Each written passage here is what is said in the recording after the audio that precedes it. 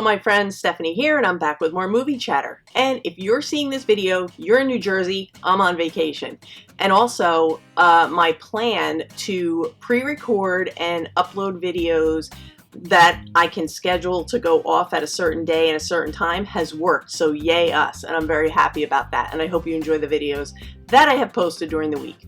Anyway, what I have for you today are my desert island picks. I know I had talked about this before and I ended up doing a Criterion video in place of it, so I am backtracking and coming back to the desert island picks. Now, how this differs from, say, a top 10 favorite movies pick would be because if you figure if you're trapped somewhere, be it a desert island, whatever, and we're assuming that you have Blu-ray capabilities. Of course, you have nothing else, but you can watch Blu-rays. It would have to be something that would keep you grounded, keep you motivated, keep you happy, maybe remind you of home, have some nostalgia, remind you of family, friends, pets, whatever it is that keeps you going, as opposed to just your favorite top 10 movies. So these, I think, would have to have some sort of maybe an emotional attachment that would keep you going until someone could find you. Now, of course, in my case, that it would probably be, I would say, months before anyone would even realize that maybe I wasn't around, let alone bothering to go out and look for me. Unless, of course, my dogs needed to eat. Then someone would definitely wonder where I was. I'm just kidding. So I'm just going to get right into it with my, I guess I have 10 and then I have a little bonus one for you. But I'm just going to get right into it with my first one. And this is, I would say this is probably my favorite movie of all time. It's in the top 5, but it's been holding the #1 spot for a few years. It's called Baraka. I've spoken about it a bit here and there on the channel, but this is definitely my favorite movie of all time. It is a beautiful movie. It was shot in 70mm. It was shot on 6 continents and 24 different countries. There is no dialogue in this movie. It is just beautiful cinematography set to beautiful, beautiful music. And that alone tells the story. It needs no words. And if you haven't seen Baraka, I highly suggest checking it out.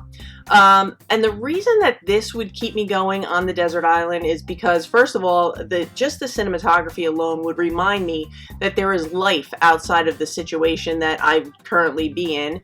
It would show me beautiful pictures, and the soundtrack is amazing. It is just beautiful, beautiful, calm, soothing music.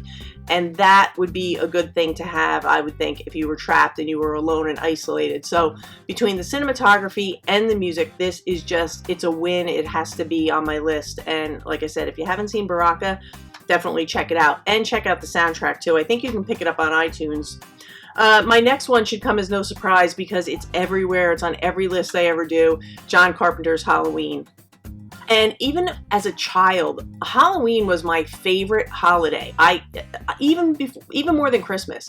My parents laughed because I was more excited about Halloween than Christmas. I mean, what kid says that, right? But I love the fall. I love the pumpkins. I love the crisp air. Everything about Halloween, and of course, you know, the horror fest, horror movies. Anything goes when it comes to Halloween. But I've always loved it. I've always loved this movie. This is always in my top 5 favorite movies. And I think it's just, you know, scary enough that I would enjoy it, but not so scary that it would freak me out to watch it alone. But this would definitely remind me of fall because I'm assuming if I'm on an island somewhere, there's not going to be a change of season. And this has such great shots of the leaves rolling down the sidewalk, the leaves turning colors on the trees, the pumpkins, the whole deal, and the whole vibe of Halloween itself, let alone the movie. Just the Halloween, the spirit of Halloween is captured so well in this movie that it definitely had to be on my list. And this next one, this is a newer one. So this, I don't think this has been on any of my lists so far.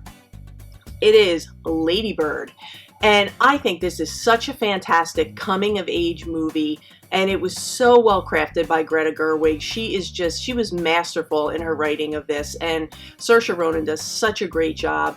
And this is one of those movies that we've all been there, and if you haven't gotten there yet, you'll get there, where you're at that point and you're just ready to leave home. You think you have it all figured out. You just want to get as far away from your life as possible and start and do your own thing.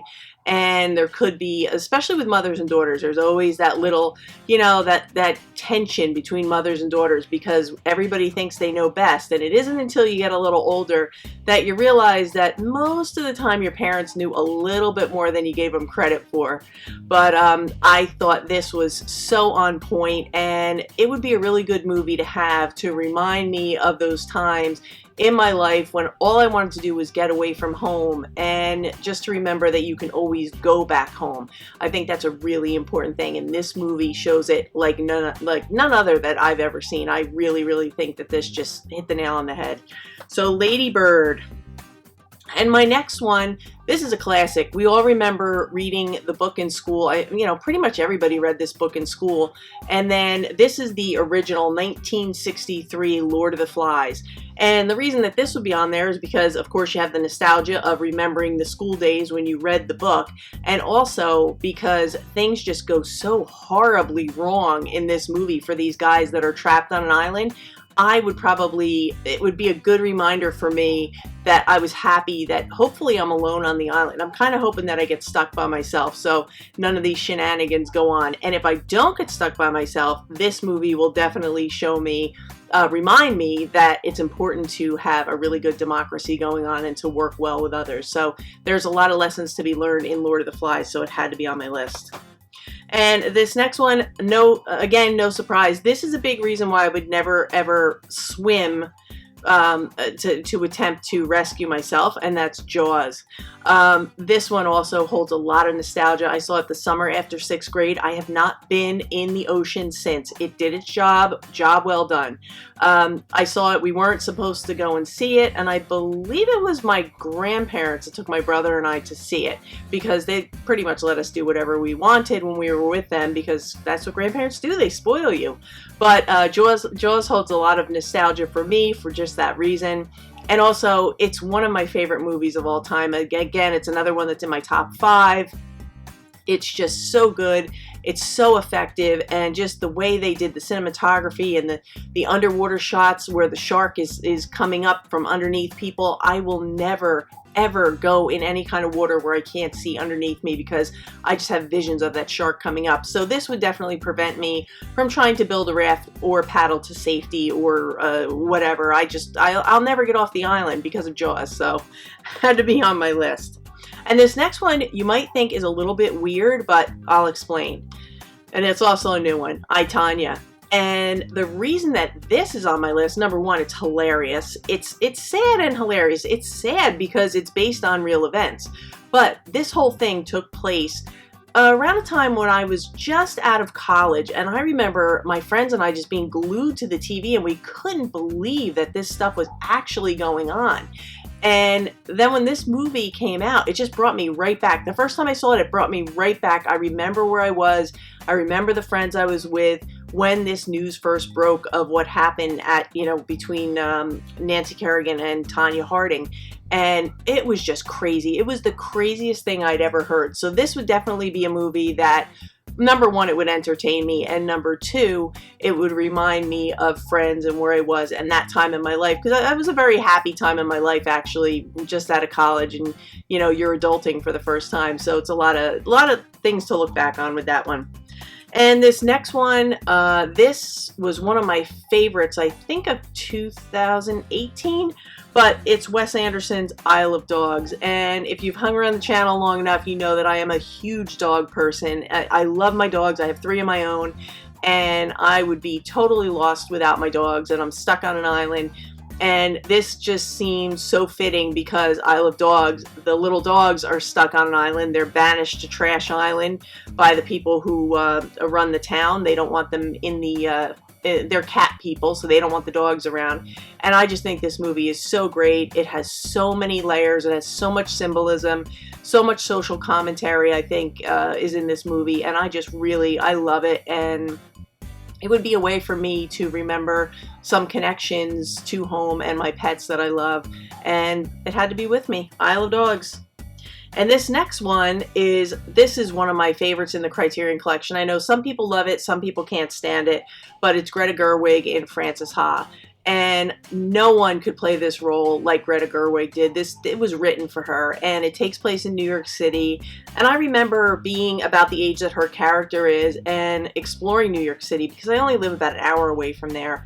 I remember exploring the city and trying to find myself, and so many things that her character goes through in this movie, that those awkward times, not really knowing what you want to do, not really knowing where you want to go or who you want to be when you grow up, even though you're kind of grown up. It just reminded me of that time in my life when you're trying to figure it all out. And one minute you think you have it, and the next minute you just kind of fall apart and you're awkward, and you don't really know quite how to have these mature adult conversations, but you're trying, and sometimes you fail and sometimes you don't. And Greta Gerwig gives such an amazing performance in this. I could watch it all day long, but she is so good at being she is awkward and sometimes abrasive, but then other times you're really rooting for her. And I think the undercurrent is that you're really rooting for her most of the time, but then you see her do something and you're like, oh, it's cringeworthy. And we've all done it. We've all been there. And I think the fact that this one takes place in New York City is a real win for me, because I do have a connection to exploring New York City and, running around and trying to find my way. So Frances Ha. And then this next one, I think this is a fantastic movie. It's August, Osage County. It stars Meryl Streep and Julia Roberts. And I thought Meryl Streep was amazing. I had to have something Meryl Streep in my pile here.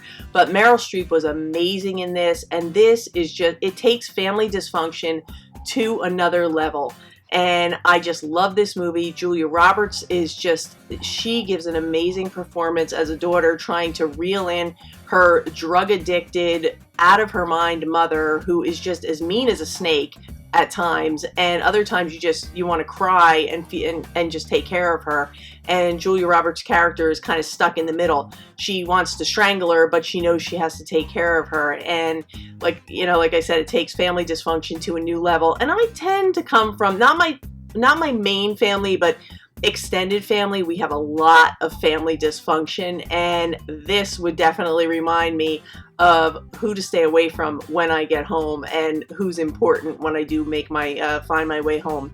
It also happens to be one of the first movies that I saw with my partner, so there's also that attachment to this movie, and it's such a great movie. If you haven't seen it, I highly recommend it. Definitely check it out. That's August, Osage County.